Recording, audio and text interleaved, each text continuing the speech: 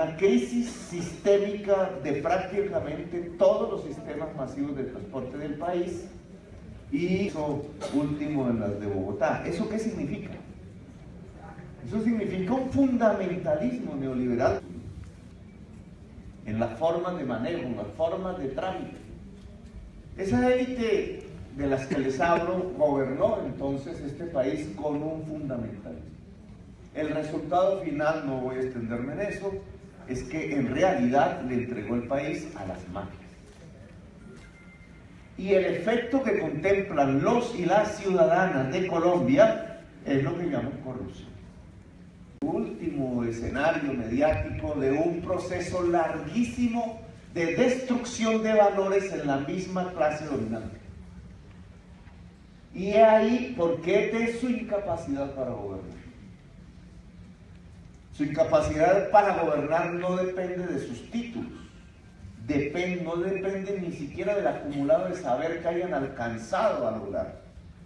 Su incapacidad para gobernar depende fundamentalmente de que son defensores de un proyecto político y social y económico anacrónico. No va más en las sociedades del mundo. El mundo va hacia una crisis, pero su crisis va a ser tramitada, y es la crisis del cambio climático, de lo que yo tanto he hablado. El cambio climático es el producto del mercado y el capital a escala global.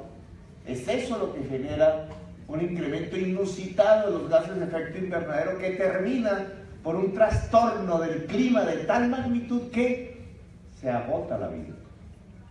El capital y el mercado han llevado a la humanidad al límite del capitalismo, que no era como pensaba Marx la revolución obrera, sino que ha terminado siendo la vida misma de la humanidad.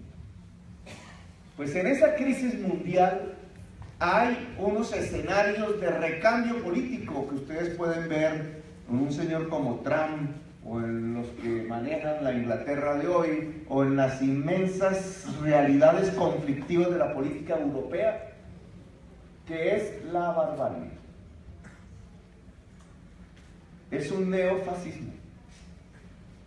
El cambio climático lleva a decenas de millones de personas del África, del Sahara, del Medio Oriente, de México, de Centroamérica y de Colombia, por la desertización de las tierras, por la caída en la productividad de los alimentos, por el incremento de la pobreza, por la escasez del agua, por el hambre y la sed, a romper los mares, cruzar las fronteras, saltar los muros y llegar a los países más dulces desde el punto de vista del agua, de la comida y del clima, que son ellos, Europa, Estados Unidos.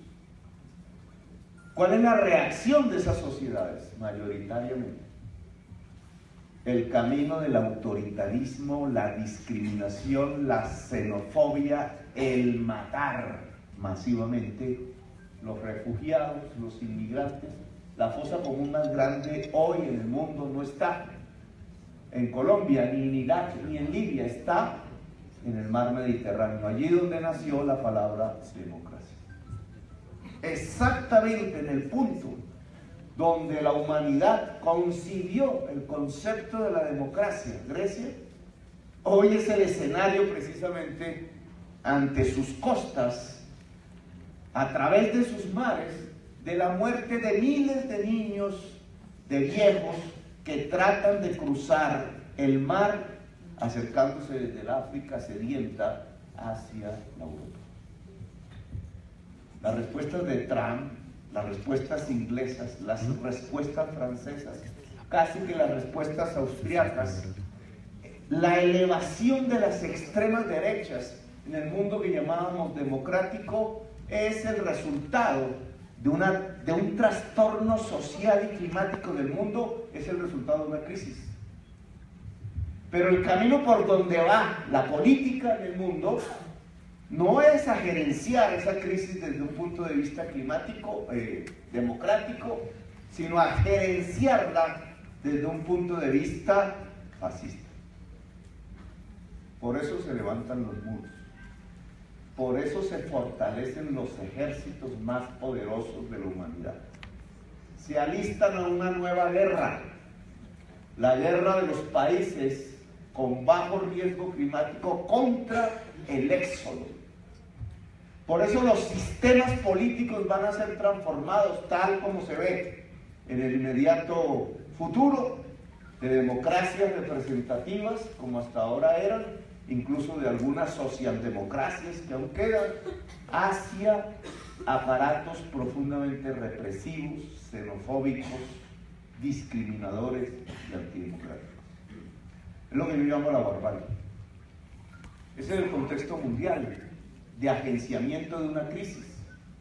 Mientras tanto, en el mundo aún falta, hay un gran vacío de otro tipo de respuesta, que es el gerenciamiento democrático de la crisis climática, que en mi opinión pasa por superar el capitalismo.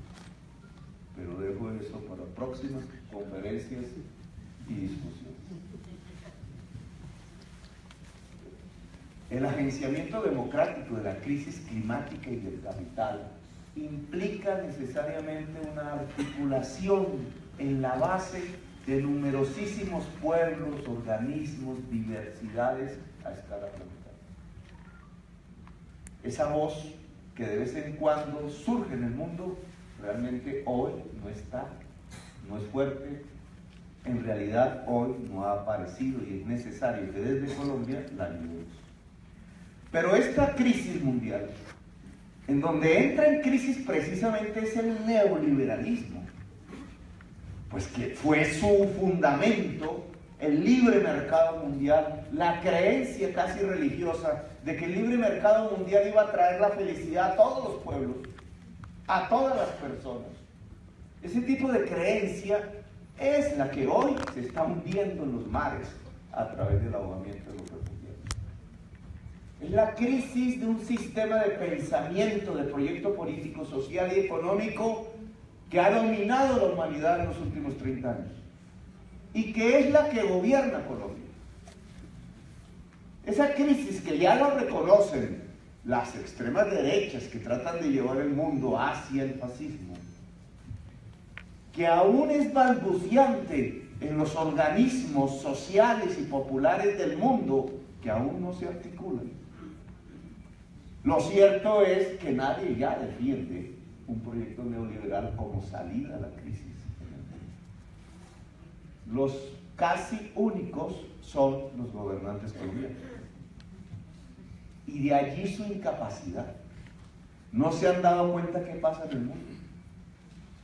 Son incapaces de comprender el universo, la humanidad, la política global. Son incapaces, por tanto, de corregir y de tratar de agenciar una salida de esa misma crisis en Colombia. Y se hunden en la corrupción. Un señor como Santos, solo, no sé qué significará ese pitico, ustedes me dirán.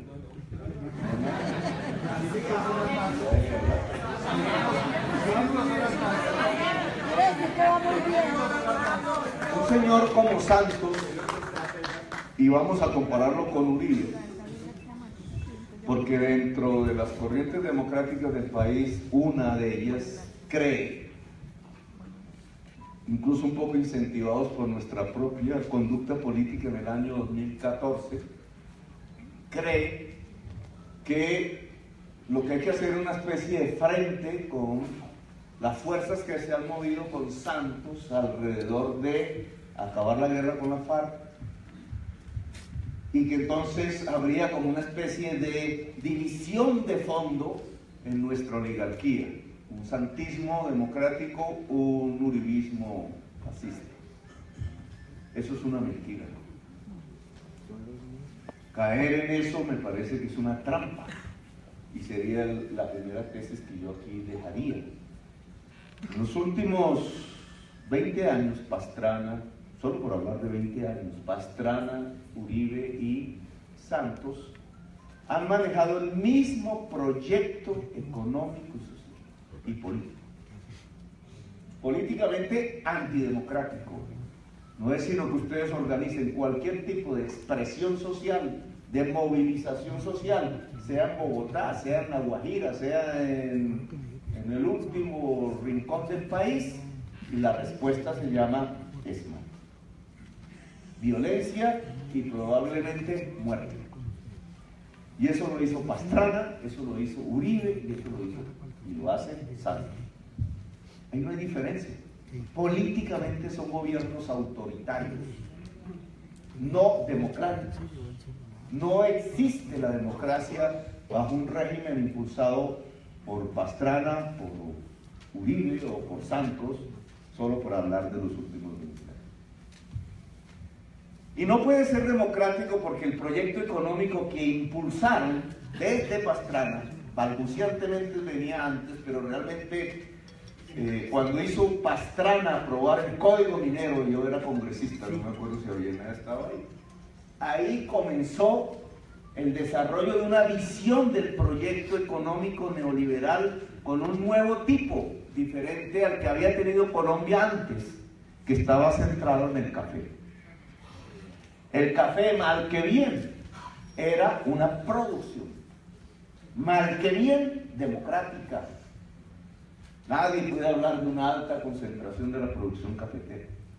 Sí podemos hablar de mecanismos que la oligarquía creó, la oligarquía nunca fue amiga del café, para robarse el excedente cafetero.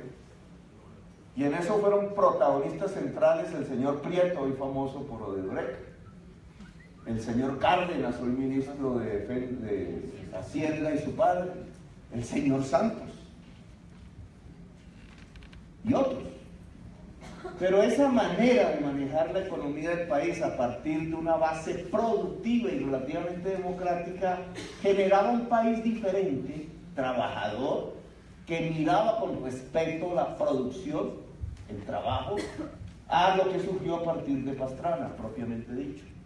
Cambiamos el café por el petróleo y el carbón. Finalmente el carbón se volvió el producto fundamental con el petróleo de nuestra aparente riqueza. Es decir, nos volvimos exportadores precisamente de lo que está desencadenando la crisis mundial, el cambio climático. Porque es eso lo que lo produce, al quemarse. Cuando uno mira ya la explotación del carbón y del petróleo como el proyecto económico fundamental de nuestra oligarquía, nuestra por ser colombiana, entonces lo que tenemos es que ya no se respeta el mundo del trabajo. No nace de la producción la riqueza de Colombia, nace del azar. Si hay carbón, si hay petróleo y si lo encontramos. La venta del carbón y del petróleo genera una renta sin trabajo en Colombia. Esa renta viene y se la roban, en parte, y por mecanismos bastante oscuros, entre otras cosas, va teniendo un tipo de distribución social. Los politiqueros tienen billete conjuntamente con el narcotráfico para comprar votos. La clase media asciende en su capacidad de consumo. Y no solamente asciende en su capacidad de consumo, sino que se vuelve más numerosa. La izquierda colombiana gobernando a Bogotá, hasta el año 2015 incluido, logró distribuir socialmente en la ciudad de Bogotá la riqueza petrolera, que no la producía Bogotá, pero que llegaba por ser la capital. De ahí el éxito social de los gobiernos democráticos y progresistas hasta el año 2015. Por eso los indicadores sociales se redujeron al mínimo en la ciudad de Bogotá, al mínimo histórico, aún podría reducirse más. Una pobreza multidimensional del 4.7%. Si ustedes compararan aquí, no es por criticar ninguno de los candidatos que como reina de bellezas han llegado a este recinto, virtual o directamente, ustedes podrán ver, si ustedes tuvieran un cuadro, cuál es el comportamiento de la pobreza multidimensional en Antioquia en los 4 años hasta el 2015, datos DANE, comparada con la de la Bogotá humana. Y es sustancial. A veces yo me asusto. Es sustancial. O sea, Bogotá humana estuvo a punto de eliminar completamente la pobreza. llamada multidimensional por el gasto. No lo logró el país. Pongo Antioquia como ejemplo, pero podríamos compararlo con otras regiones. Nada de eso se vio en otras regiones de Colombia. La riqueza llamada petróleo y carbón impactó socialmente de manera diversa en el territorio colombiano. En La Guajira, por ejemplo, el caso más dramático, no impactó. Se robaron literalmente el dinero, siendo allá el sitio geográfico de la mayor exportación de carbón de Colombia.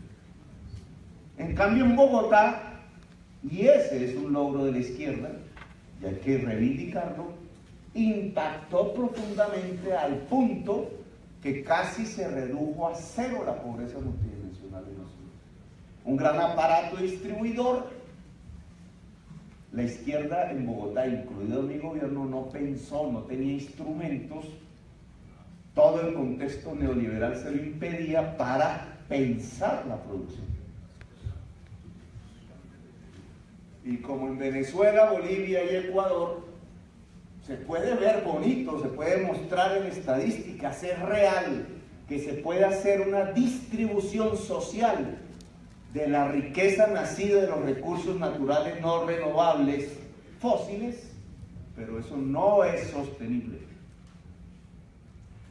No le tocó a un gobierno nacional de izquierda en Colombia vivir la crisis, como si la está viviendo América Latina. Le tocó a un gobierno de derechos oligárquicos vivir la crisis. Hoy estamos en esa crisis. El modelo, proyecto económico sustentado sobre la minería exportadora de, realmente como el proyecto prioritario de Colombia, que no produjo puestos de trabajo ni producción en Colombia, al contrario, la destruyó. Es decir, los señores Vargas Lleras, Santos, Uribe, Pastrana, Peñalosas, etcétera, partícipes, copartícipes de esa élite, no tienen otro proyecto. Lo único que tienen es continuar con lo que han venido haciendo, que no es más sino vivir del azar geológico del territorio colombiano. Si hay petróleo, si hay carbón, y si las circunstancias mundiales llevan a que el precio de ese petróleo y de ese carbón sea elevado para poder disfrutar corruptamente de los excesos. Eso llegó a su final, amigos y amigas. No porque se haya acabado el petróleo y el carbón en Colombia, sino porque se derrumbó su precio. Las estadísticas empiezan a mostrar lo que es una crisis económica y social en Colombia, que en realidad este país no ha vivido en mucho tiempo, porque se lo impidió el café antes y porque se lo impidieron los altos precios del petróleo y el carbón después. Ahora empieza a verse. Ahora solo miran cuánta cantidad de deudores morosos tienen la cartera de los bancos, como un indicador. Se ha incrementado, la gente no está pidiendo créditos, los que pedían créditos. Los indicadores sociales, y Aldana empieza este mes, tiene que publicarlos, lo veremos, deben empezar a marcar la extorsión de las enormes curvas de descenso de la pobreza, medida monetariamente, multidimensionalmente, en la ciudad de Bogotá o en el país, o en cualquier capital de Colombia, tiene que comenzar un trecho otra vez de ascenso. Va a crecer la pobreza, va a crecer la miseria, va a crecer el hambre. No podemos vivir más del petróleo y del carbón. Ese mundo que al lado del narcotráfico generó, a partir, entre otras cosas, el narcotráfico capturando la concentración dramática de la tierra productiva en Colombia, va a generar hambre y miseria. Ese mundo se acabó. Sus dirigentes, que hoy están postulados en los partidos políticos del establecimiento, Cambio Radical, la U, Centro Democrático, pueden continuar gobernando. Esa caja ratas para afuera, Gustavo. Pues ahí hay una oportunidad, indudablemente, relativa, porque porque la historia no se predetermina, relativa. O sea, nosotros somos testigos, protagonistas de una gran crisis sistémica de las clases dominantes en Colombia. Se quedaron sin pensamiento, se quedaron sin valores, se quedaron sin aciertos, se quedaron sin su sustento, el proyecto minero. Entonces viene la siguiente pregunta. Si ellos no son capaces de gobernar, ¿qué pasará con nosotros? Que es la materia de este evento. ¿Cuál es la respuesta? Cuando Gramsci, que hablaba de las crisis, decía la crisis revolucionaria, él pensando en las grandes transformaciones del mundo, se produce es porque los que han dominado y conducido por las buenas o por las malas una sociedad ya no son capaces de gobernar. Pero adicionaba, ojo, siempre y cuando esos que siempre fueron dominados por ese tipo de clase sean capaces de gobernar. Y ahí nuestro problema. Porque Gramsci decía, por allá en los años 20, si los que siempre han sido dominados no tienen la dignidad, los valores, el pensamiento, es decir, son más inteligentes que los que gobiernan, la unidad, la fuerza, la capacidad, eso se llama el poder, no tienen la capacidad de sustituir a quienes gobiernan, lo que viene es una crisis dramática que solo se soluciona con la barbarie. Y Gramsci fue víctima de su teoría, no de su teoría, la realidad que estaba describiendo. Él murió unos días después de salir de la cárcel, puesto preso por Mussolini. Y Mussolini era uno de los representantes de la barbarie política de Europa y del mundo. Él mismo, siendo militante de su partido, el comunista, y dirigente obrero y uno de los grandes intelectuales del mundo italiano, observaba impotente desde la cárcel cómo los dominados por el fascismo no eran capaces. Bueno, al final la humanidad tuvo una capacidad a la muerte de Gramsci de acabar con el fascismo. Se necesitó el esfuerzo colectivo de millones y millones de combatientes del socialismo, del capitalismo, blancos, negros, amarillos, mezclados, para poder derrotar esa barbarie, no hace mucho, en 1945. Pues traigamos ese pensamiento un poco ahora.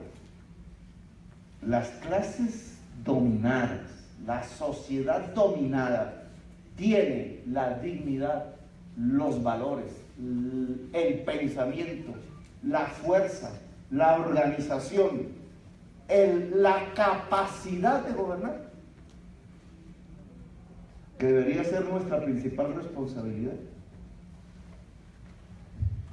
Pues yo pienso que no. Y yo pienso que la principal tarea que las organizaciones democráticas deberían tener en este momento es preparar esa capacidad. Esa capacidad pasa por el pensamiento. ¿Qué pensamos nosotros? No me refiero solamente a las reflexiones, sino me refiero a lo que escribimos, a lo que decimos, a lo que pensamos integralmente. Hoy hay dos propuestas sobre la mesa, de manera concreta.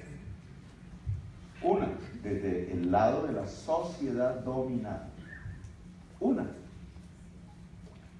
Un estatuto anticorrupción.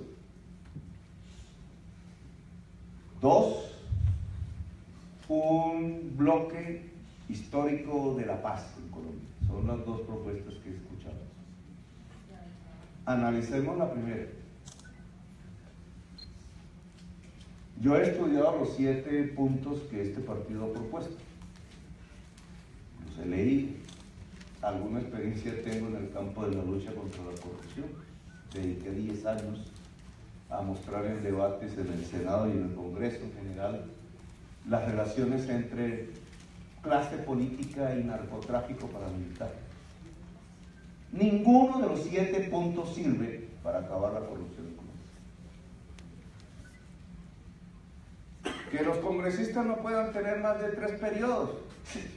Los congresistas que cogieron presos en la parapolítica, la Corte Suprema de Justicia, pues no tienen más de 3 periodos. ¿Y acaso se acabó la corrupción en sus departamentos? Fueron sustituidos por sus esposas, amantes, hijos, etc. Que muestren las declaraciones de renta. ¿Ustedes creen? ¿Ustedes de verdad creen? ¿O el pueblo colombiano cree que las grandes fortunas ilícitas están escritas en las declaraciones de renta? No voy a despotricar de la propuesta. Lo único que quiero decir es, eso no sirve. Pero como instrumento político, ¿cierto? Dado los sentires de la sociedad, que no se detiene en leer los 7 puntos, sino que quiere una lucha contra la corrupción, pues es movilizadora.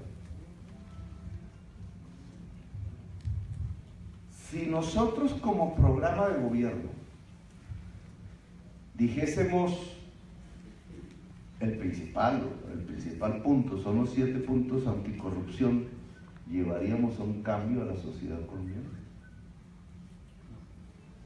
¿O la llevaríamos a una frustración? Como en cierta parte fue la Constitución del 91, donde fuimos más protagonistas nosotros. A partir de la Constitución del 91 nosotros hemos tenido la creencia que con la transformación de las normas jurídicas podemos controlar a la clase política corrupta y reemplazarla. Ahora ya no la llaman reemplazarla, sino someterla. Desde el 91 hemos fracasado rotundamente con esa concepción. No es a partir de las normas jurídicas que cambiemos tratando de mostrar como un Lego, tratando de mover estas palabras aquí, estas allá, estos instrumentos, estos sistemas, cómo se acaba la corrupción económica. Esa es una creencia falsa. Puede terminar en un populismo, porque el populismo no es hablar bien en público, el populismo no es gastar en los pobres. Esa es la idea que nos traen los medios de comunicación. No, el populismo es llevar a falsedades. Ya lo habían dicho los rusos. Cuando los populistas rusos decían, podemos saltar del feudalismo hacia formas avanzadas sin pasar por el capitalismo, les decía, esos son populistas, están diciendo mentiras. No es posible. Es la falsedad lo que determina el populismo. Una falsedad con el intento de capturar población, obviamente, de seducir población, pero que al volverse gobierno, siendo falso lo que se ha propuesto, se convierte esa creencia popular en una enorme desilusión. No es el cambio de la norma jurídica per se el que provoca el fin de la corrupción. Y pasemos a otro punto antes de avanzar mi propuesta. El segundo aspecto, el bloque por la paz, que tiene que ver con el análisis que hagamos del proceso concreto de acuerdos de paz con la FARC. Ya a mí me costaba un poco de trabajo hace un año más o menos por estas mismas épocas hablar de este tema, porque la sociedad se había polarizado parcialmente. La inmensa mayoría de la sociedad le importa un comino los acuerdos de paz con la FARC. ¿Por qué? La otra parte de la sociedad se dividió en dos. Unos que no quieren para nada el acuerdo de paz con la mitad de ellos, y otros que lo quieren. ¿Por qué esa desconfianza enorme de la sociedad colombiana acerca de unos acuerdos de paz concretos que podrían acabar una guerra de 50 años?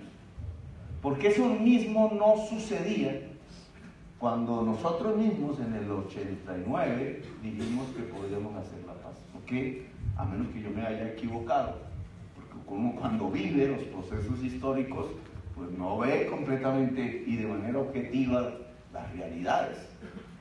Pero yo lo que experimenté y sentí es que en el 89 había un enorme proceso de aceptación y parcialmente de movilización a favor de la paz en Colombia. Creo que era mucho mayor en el 85 que lo que hoy observamos. ¿Qué pasó en Colombia? Todos los que hemos sido combatientes de la guerrilla o que han sido amigos o que se han movido en los entornos, que entre otras fueron casi todos los de la izquierda en la década de los 70 y 80, incluso de los que afirmaban no querer la lucha armada, pues también estaban determinados un poco por las dinámicas que generaba ese tipo de conflicto armado en Colombia. Creemos hoy, lo miramos con la óptica con que mirábamos las cosas en aquella época, los 70, los 80, los 90.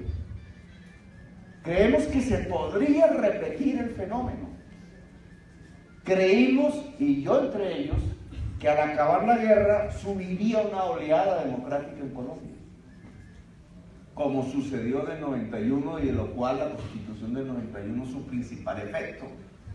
Yo mismo me atreví un poco en contravía con Navarro, porque Navarro fue el presidente de la Constituyente del 91, yo no. Entonces yo estaba un poquito más libre para decir, cambiemos la Constitución del 91, si es que este proceso de paz lo amerita. ¿Cómo es posible que un proceso de paz no desencadene en el poder constituyente? El poder constituyente no es una asamblea reunida en el centro de Bogotá por 70 o 80 personas elegidas popularmente. El poder constituyente es la capacidad de decisión de los pueblos. Negri dice que en América Latina hemos creado un nuevo concepto de poder constituyente a diferencia de los europeos. Los europeos ven el poder constituyente como momentos excepcionales, de vez en vez. En América Latina estamos viendo los poderes constituyentes como continuos. Es decir, permitir que los pueblos decidan permanentemente. Las izquierdas son balbuciantes respecto a este tema. Algunos gobernantes de izquierda latinoamericanos desencadenan el poder constituyente y después les da miedo. Y después lo aplacan. En general los poderes constituyentes asustan porque no es la decisión del gobernante, es la decisión del pueblo. Pero es un salto democrático. Bueno, yo creía que por lo menos el proceso de paz actual debería desencadenar un poder constituyente, donde no fueran las FARC los que decidieran, ni el presidente de turno, ni el Congreso de turno como es hoy, sino los pueblos, las multitudes, en los territorios, no en el centro de Bogotá. Porque ¿cómo más se pacifica un territorio con 50 años de violencia? Cualquiera, nombrémoslos aquí: Urabá, Magdalena Medio, Bajo Sinú, Pacífico, Putumayo, si no es a partir de un profundo proceso de democratización del territorio. Territorios de vida, paz y democracia. Si no hay democracia, no hay paz. ¿Dónde están los poderes de la violencia si no es en el territorio? ¿Dónde está la captura de la tierra y el agua por el narcotráfico si no es en el territorio concreto? ¿En dónde se amasan las fortunas si no es en el territorio concreto? ¿En dónde sale el carbón y el petróleo si no es en el territorio concreto? ¿En dónde se mata si no es en el territorio concreto?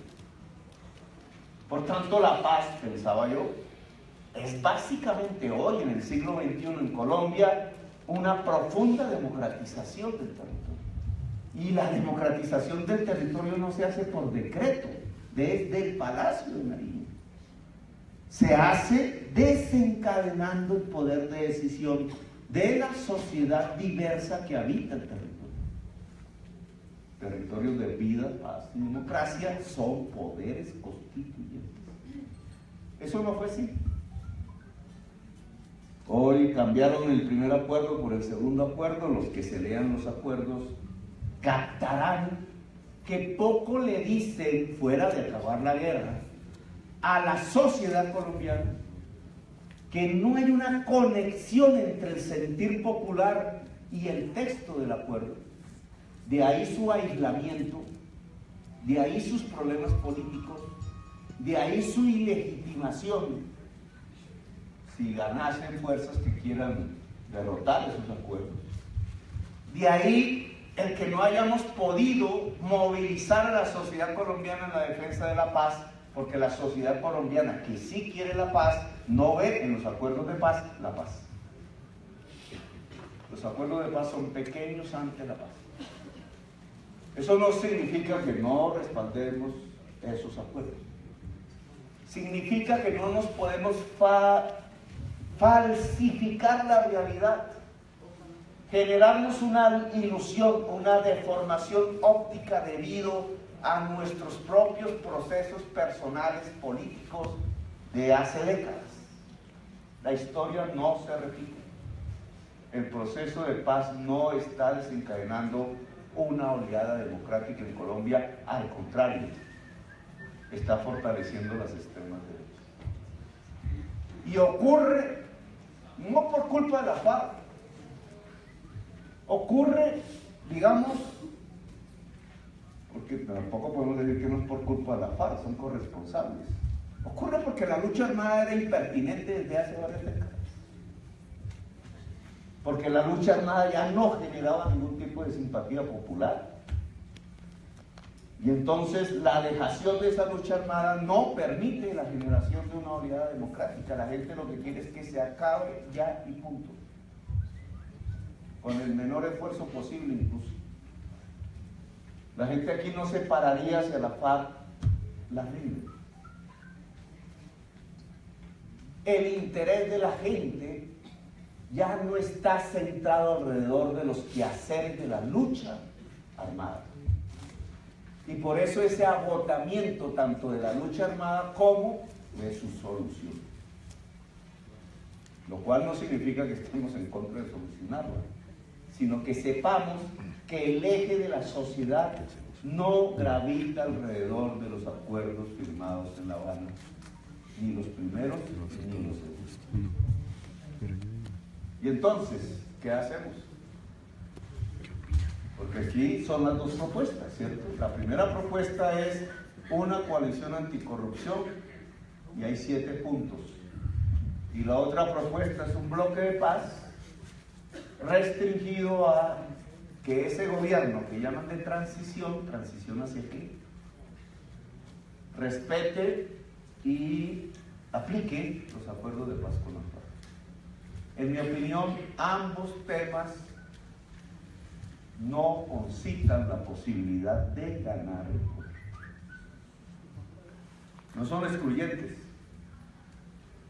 No es que no sirvan en general, sino que no sirven como temas únicos para ganar el poder. Si es que nos ponemos como objetivo ganar el poder. Y eso es lo primero que tenemos que definir. Entonces, si la crisis de la oligarquía es sistémica y definitiva, no tienen cómo gobernar más. Nosotros nos ponemos en la posición política de sustituirlos. Porque primero es una posición, primero es una voluntad. Queremos sustituirlos. Eso es lo primero que hay que contestarse. No simplemente queremos participar en las elecciones. Yo fui candidato presidencial en el año 2010, participé en las elecciones, no tenía chance de ganar. quería, digamos, yo pensaba, esa era mi idea, que iba a llegar Uribe a su tercer mandato y que entonces iba a haber una discusión con Uribe siendo yo candidato presidencial, y se evaporó porque no fue Uribe, fue Santos. Y me ganó Mocos. Digamos, Mocos quitó la posibilidad incluso de una discusión alternativa entre el candidato del establecimiento y nosotros, que éramos el Polo Democrático en ese momento. No, se construyó, hay una inteligencia, saben de eso, una idea de cómo quitarle la opción política que el que debatiera con el que iba a ser el presidente fuera la alternativa real en Colombia. Las clases medias ayudaron, se vistieron de verde, pues la magia de Mocos existe. No había un contenido político, no había un proyecto real de reemplazo del sistema dominante en Colombia, y fracasó. Incluso yo quise ayudarlos, yo les propuse, cuando ya nos ganaron, que hiciéramos una gran coalición con el Polo Democrático. El Polo Democrático, la verdad sea dicha, con Robledo incluido, votó que sí. Y Peñalosa le dijo a Mocos: si aquí viene Petro y sus amigos, me voy. Y Mocos le hizo caso. Así fue. Como le ha hecho caso siempre. Así fue. El marido.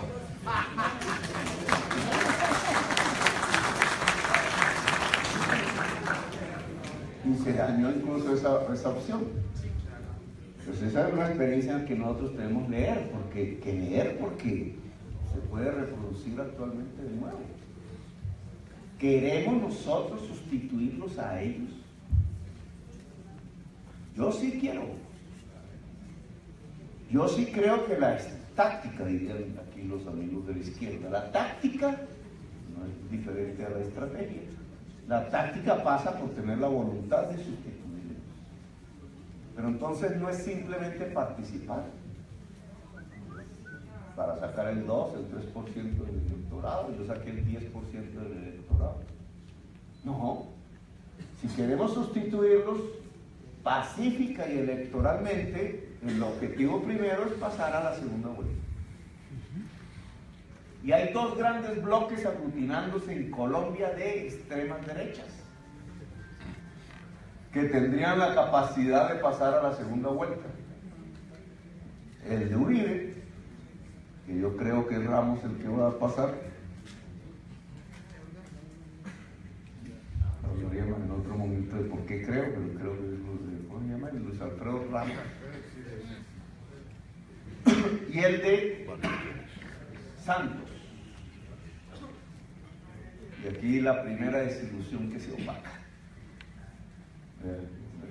No, es que participamos en el gobierno de Santos porque es el gobierno de la paz. Carrera. Santos es de derechas. No tiene ninguna, ni siquiera deseo de transformar las cosas. Se diferenció de Uribe porque sabe que es más fácil hacer negocios en Colombia sin la FARC que con la FARC. Siempre pensó que su proceso de paz era una rendición de la paz. Y la paz de las transnacionales. Más transnacionales. adelante, ahora no lo va a decir. Lo decían los clubes tomando whisky. Ese Santos tiene un candidato, se llama Germán Vargas. Y Germán Vargas Lleras está haciendo el segundo aglutinamiento con fuerza porque manejan el poder del Estado. Uribe, hay que decirlo, ha perdido parcialmente el apoyo de las mafias regionales y se las ha quitado para ellas. Ningún gobernante de Colombia en los últimos 25 o 30 años, desde el último líder que tuvo la oligarquía, quizás un López, yo te diría quizás un Virgilio Barco, que era bastante opaco como personalidad, pero no podemos decir nada en su contra fuera de, digamos, un buen gobernante, quizás hasta Samper llegó a tener características de liderazgo sobre un sector de la sociedad colombiana.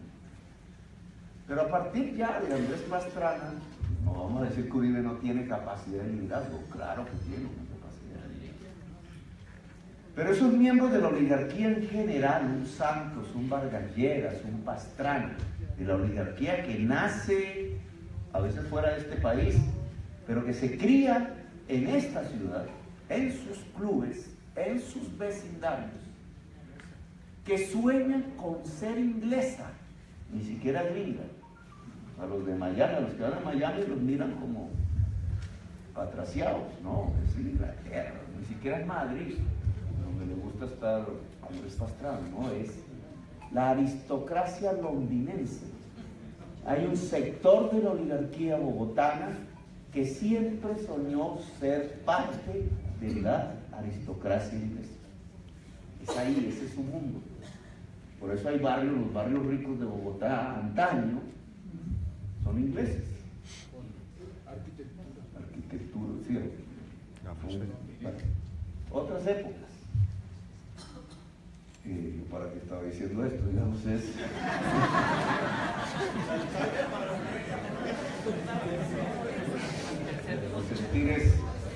en los sentires aristocráticos de nuestra oligarquía. Las dos derechas. Que los, digamos, ese tipo de aristocracia, pseudo aristocracia, porque obviamente no la es, son criollos como nosotros, mestizos, todos, pero ellos no creen, no les gusta que los llamen mestizos.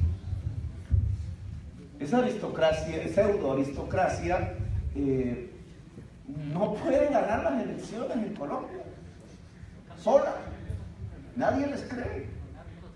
Pongan a Santos solito, sin ayuda, a que saque votos, y Robledo le gana a Santos en la elección. Santos no puede, él no tiene liderazgo, capacidad, no llama la atención, la gente no le cree. Es un niño de nuestra pseudo aristocracia que ya nada le dice a los colombianos y las colombianas. Le dice más Uribe. De ahí el gran ego desatado en Santos que le ha llevado una pelea contra Uribe, porque Uribe se crió más entre las vacas del narco latifundio. Entonces le sabe a vaca a los santafereños. Pero la gente lo ve, por cierto, puede venderse más como con ciertos valores oscuros que tiene la sociedad, ¿no? El surriago que le va a golpear a la mujer, hay hombres que les gusta.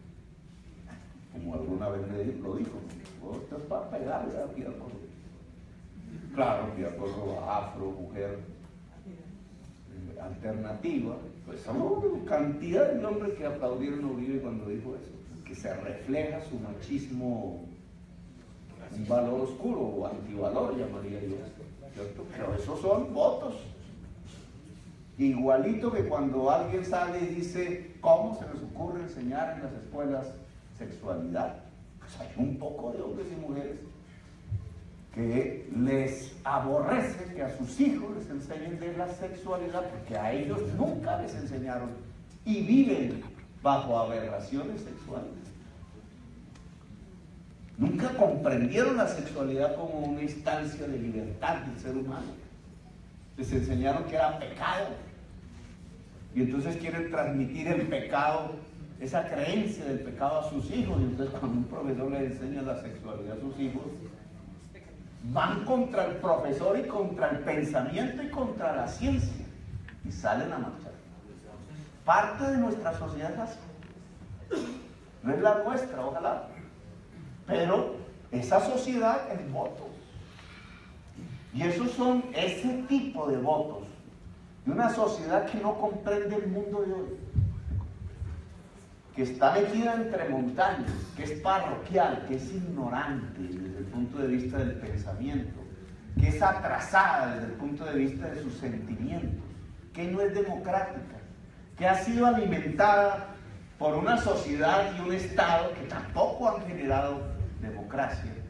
Pues esa sociedad es la que hoy respalda la candidatura de lo que venga de mí. Lo que les quería decir es, nuestros niños de la aristocracia, cuando se vuelven presidenciables, no tienen votos. Y entonces, para volverse presidentes, porque por designio, son aristocracia, por designio, por apellido, por linaje, deben ser presidentes, no tienen otra opción que ningún aristócrata del mundo tomaría: juntarse con los sucios del narcotráfico. Venidos a más, ¿se llaman? ¿Cómo se le llaman? Los devastados, emergentes, igualados, en sus clubes les dicen los igualados porque tienen más poder económico que ellos, pero no tienen sus apellidos. Y entonces los niños de nuestra aristocracia, pseudo aristocracia, hacen alianza con los igualados. Los igualados son la Gata, el Kiko Gómez,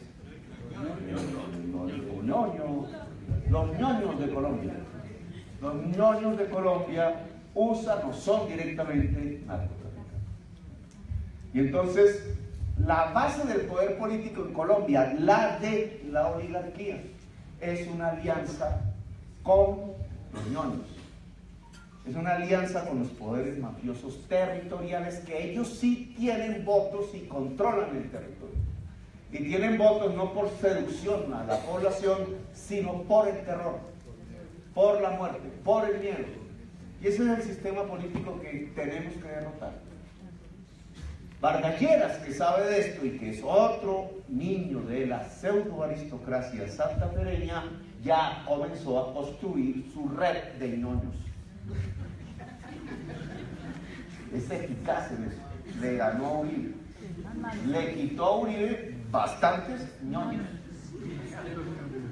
Entre más ñoños le ha quitado a Uribe, Uribe entonces se apoya más en los antivalores de la sociedad política, los oscuros. Y entre ambas estrategias o tácticas, tienen ambos la capacidad de pasar a la segunda vuelta. ¿Qué hacemos nosotros? Si nuestra opción es pasar a la segunda vuelta para disputar el poder, si es nuestra voluntad, no simplemente participar en unas elecciones, algo nos está fallando. Y se lo dicen que yo que me pongo en las encuestas a encabezar las encuestas. Lo que no me creo cuento así. Alguien me decía, ¿cómo la cree todavía? No, porque yo sé, yo he tenido la experiencia de una campaña presidencial. Y yo sé que se produce en el proceso. Ellos se aglutinan, se juntan. Eso no son 20 candidatos de la derecha, olvídense. Eso es ahora, pero ellos se aglutinan. Pues a nosotros nos correspondería, dentro de la tesis de ganar capacidad, un aglutinamiento. Pero entonces aquí viene el problema. ¿Cómo nos aglutinamos? Deberíamos tener un pensamiento. Deberíamos tener unas organizaciones que se aglutinen. Deberíamos tener voluntad para producir ese aglutinamiento. Eso existe. Vayamos al tema del pensamiento. No lo agotemos, simplemente lo ponemos como una de las preguntas. ¿Ustedes están seguros que el pensamiento alternativo son los 7 puntos anticorrupción? No.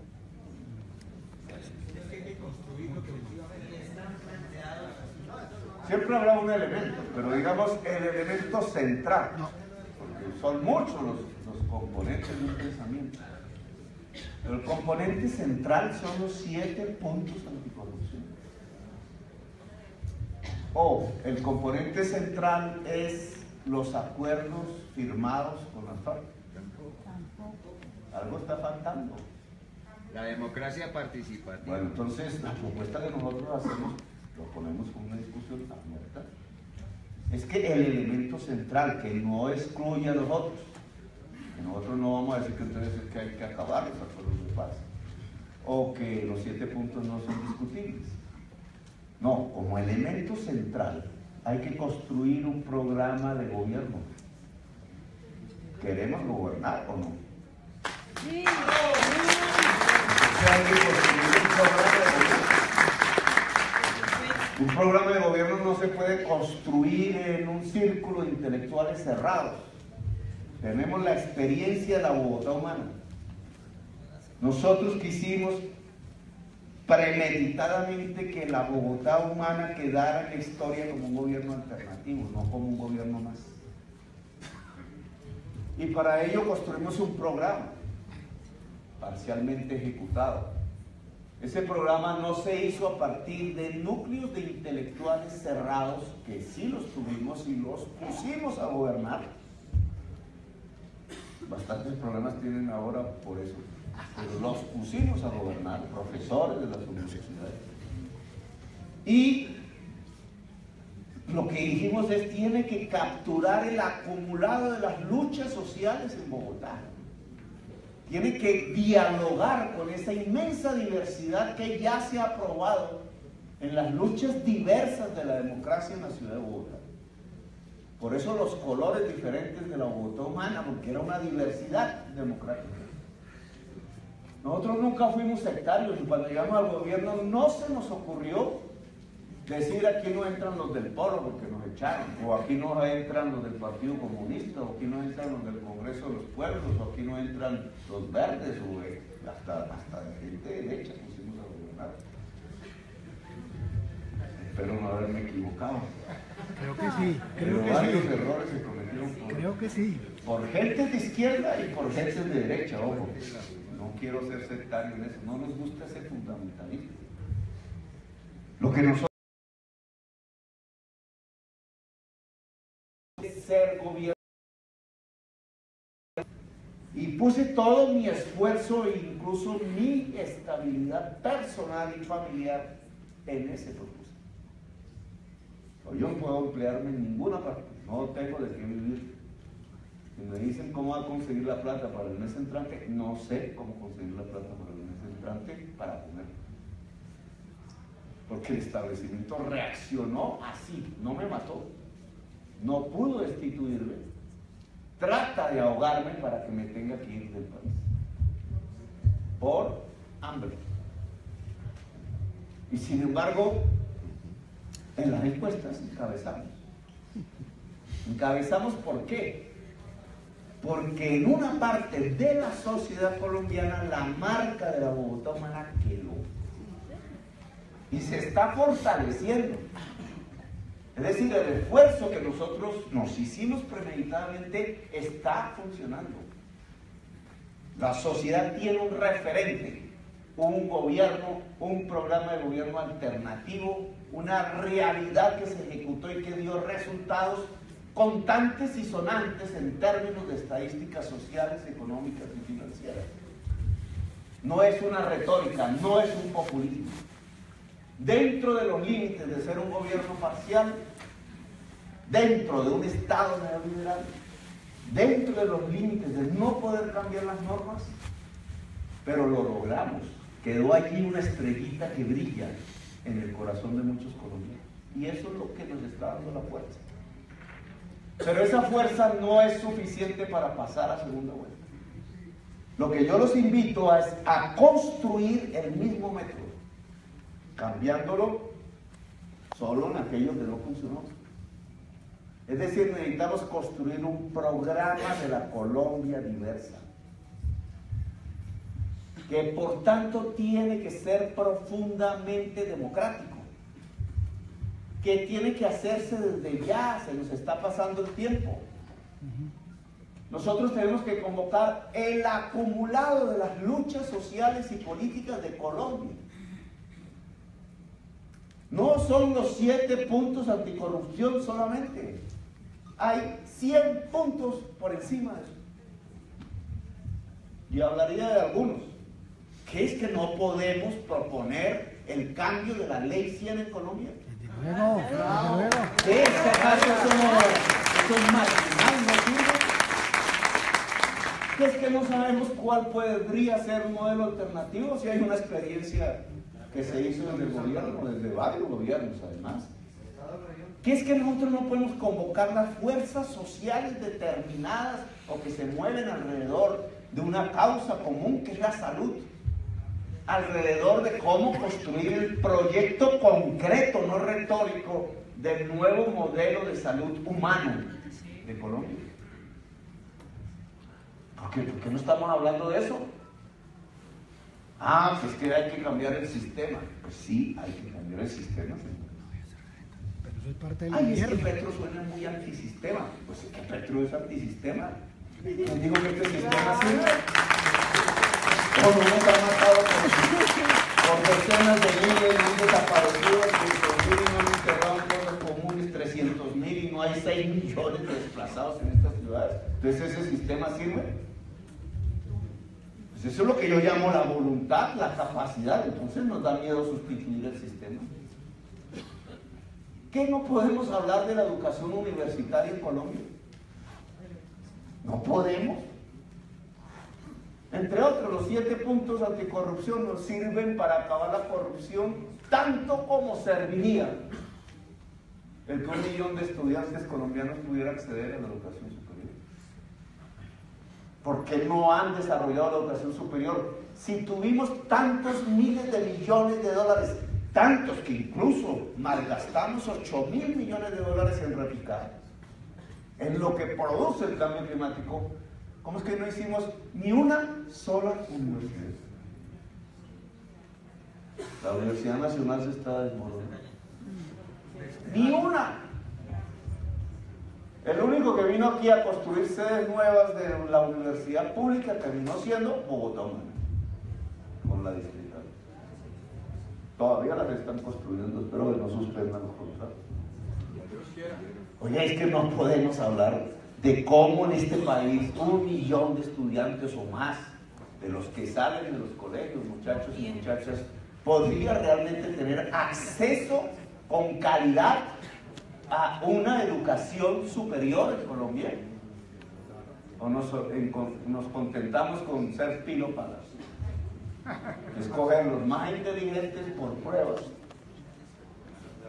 regalarles un crédito que tienen que pagar y meterlos a una universidad privada de ricos donde los miran por encima del hombro y los humillan. Ese es el programa. Eso es un llamado a la estupidez y a la ignorancia de la sociedad colombiana. Un gobierno democrático tiene que crear el derecho a la educación superior y garantizar la educación superior gratuita, porque el joven pobre no puede pagar más. Y desde la primera infancia. Y no hablemos, porque si no me quedaré, que ahí sí me copo en el escenario de la unidad democrática. No, dele, adelante. Gustavo, Podemos adelante. hablar de más. Yo lo que digo Adelante. es, Y el trabajo también. hablemos de la economía. ¿Por qué no podemos hablar de la economía? Este año van a quedar muchísima gente sin puestos de trabajo. Este año muchísima parte de la clase media que la izquierda progresista generó en la ciudad de Bogotá, por lo menos, y en Colombia, que creció, se volvió la mayoría de la sociedad y por tanto votó por Peñalosa, porque creyó que la agenda de la ciudad no era la justicia social, sino que la agenda de la ciudad era cómo su carro podía moverse más rápidamente, y creyó, y no obviamente que Peñalosa les iba a conseguir eso, y arruinó la política social del distrito, sus empresas públicas, su objetivo como una ciudad sostenible, la mandó a la caneca de la basura solo por la creencia de que estamos aburridos por la izquierda. Dijo aquí y allí. Hay que sacarlo porque estamos aburridos. Como si la política y los principios fueran un asunto de moda. O porque no, estamos cansados de que por la escalera que ha construido el progresismo en la escala social, donde los pobres van dejando de ser pobres, subiéndose a los buses, están subsidiados, entregando jardines infantiles a esos arrumados por allá. La clase media cogió la escalera, no toda la clase media, una parte de la clase media, mayoritaria electoralmente, cogió la escalera y la tumbó, para que no siguieran subiendo. Pues fíjese la paradoja de la vida. Lo que va a suceder este año es que una parte de esa clase media va a volverse pobre.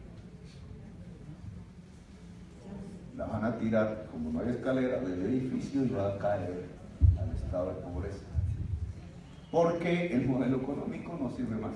Se hundió, no se puede sostener.